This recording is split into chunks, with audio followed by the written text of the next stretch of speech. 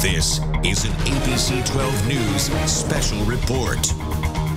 And breaking news right now, an emergency evacuation is underway in the city of Midland for all residents near the Tittabawassee River and along Sanford Lake after the failure of the Edenville Dam. Just moments ago, Midland County Central Dispatch sending out an alert saying a structural collapse of the Sanford Dam is now imminent, and all residents along Sanford Lake and the Tittabawassee River must evacuate immediately.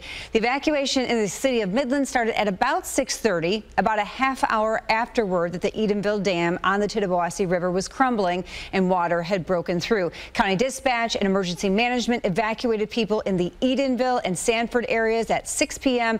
and just minutes ago, the city of Midland was added to that list. Again, right now, all Midland residents along the Tittabawassee River and Sanford Lake need to evacuate immediately. Please do not call 911 if you think you need to evacuate. Just evacuate. Meteorologist Brad Sugden is tracking how this dam failure will affect this area. We're talking about 2 different dams now and a lot of water, Brad. Yeah, Angie, it's kind of a domino effect taking place. We had the first dam breach, that's the Edenville Dam, of course, just north of Edenville here. Wixom Lake is now basically draining down the Tittabawassee River. So what that does, it all flows down in Sanford Lake, and that's going to cause a rapid water rise on the Sanford Lake, and that's why authorities are evacuating folks in that area. Now, there's also, of course, the question that we just saw, the Sanford Dam. So what happens if the Sanford Dam does get compromised? Water could rush further downstream into the city of Midland itself. So we were talking about those evacuation areas all along the Tittabawassee River. That's basically west of Eastman Road, south of US 10. And this is a rather large area, and you can tell by the satellite view here, there are many homes in that area.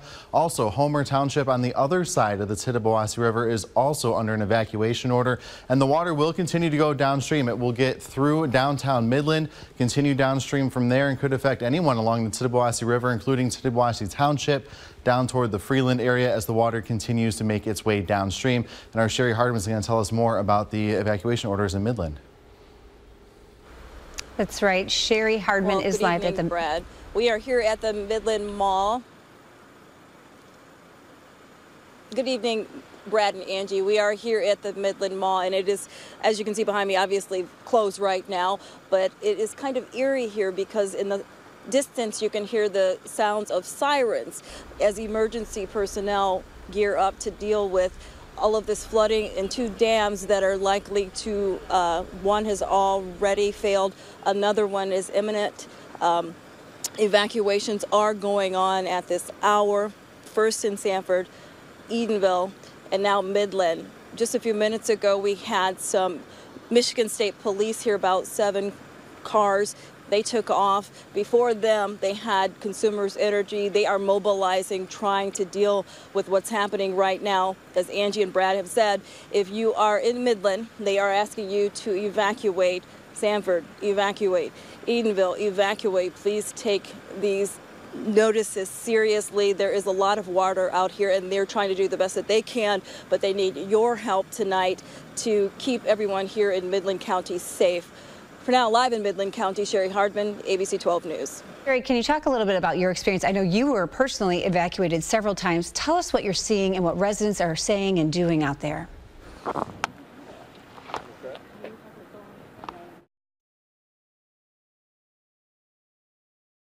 I want to make sure you can hear me. Lincoln Township has now been added to the list of evacuations. We are going to send things over to JR now for a look at just how much rainfall caused this. The rain has tapered off, JR, but the damage is done. That's right, Angie. This is strictly a matter of numbers, quite literally. And this began last Thursday and Friday. Last Thursday and Friday, we picked up 1 inch to 1.5 inches of rain across all of mid-Michigan. It was a general widespread rain. What did that do? Well, that basically saturated the ground across mid-Michigan. What did that mean? Well, that meant since that time, any rain we've seen since last Friday hasn't had anywhere to go. The ground was already saturated. So everything we've seen since that time has had to run off. And we have seen substantial rainfall beginning Sunday that was continuous right on through Sunday night, through Monday night. So this is First Alert Doppler radar back Sunday evening at about 7:30. And you remember Sunday was a really dreary day. Continuous, really light rain, but it just rained all day. So as we continued through Sunday night, the rain just continued to go. This is across all of mid-Michigan. Let me zoom in a little bit right on into Midland County and Gladwin County, right in there. And you can see, yeah, just light rain. Edenville right in the middle, Gladwin County a little bit toward the top of the screen, Midland toward the center and bottom. But it was light rain that just continued on through the wee hours of our Monday. That's when we started to see the rain pick up. You can see the yellows and oranges there right through Edenville near M30. Some pretty heavy rain starting to fall, and the rain continued to pick up in intensity and coverage across Midland and Gladwin counties. And that's through Monday morning at about 6, 7 o'clock in the morning. Through 8 o'clock hours, again, the rain just continued. Through the 11 o'clock hour, another wave of some pretty heavy rain making its way through mid-Michigan, through Midland and Gladwin counties. Likewise, into the afternoon, Monday afternoon, more moderate to heavy rainfall. As we head through the evening time, that's when the pattern started to wind down. But by that time, we had already seen the bulk of the rain fall across mid-Michigan, and then through Tuesday, just a few lingering showers during the day today. But for Gladwin County and Midland County, more than 4 inches of rain fell. So of that 4 inches of rain that fell, most of that just had to run off into the tributaries and rivers across mid-Michigan. That's because the inch and a half that we had Thursday and Friday saturated the ground. So all